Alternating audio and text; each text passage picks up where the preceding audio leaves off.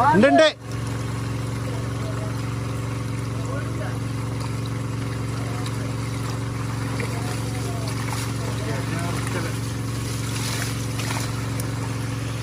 അതായത് മടങ്ങി കിടക്കണ്ട.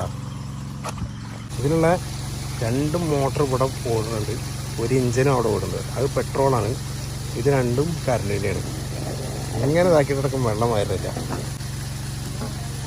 അപ്പോൾ അവിടെ അടിയിൽ ചണ്ടി അടഞ്ഞുകൊണ്ട് ഒന്ന് ഓഫാക്കിയിട്ട് ഓണാക്കാണ്.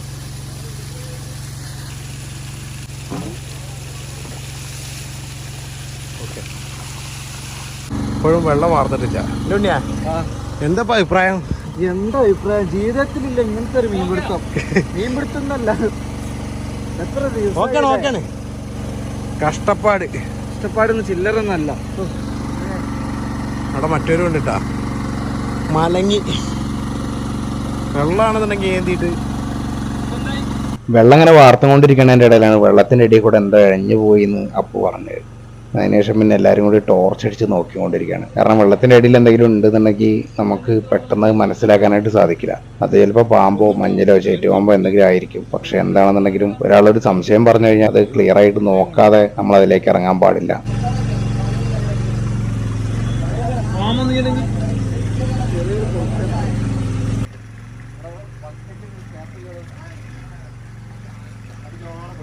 ഉണ്ണിക്ക് അവിടെ പോരാൻ പറ്റില്ല. ഉണ്ണിക്ക് പോരാൻ പറ്റില്ല.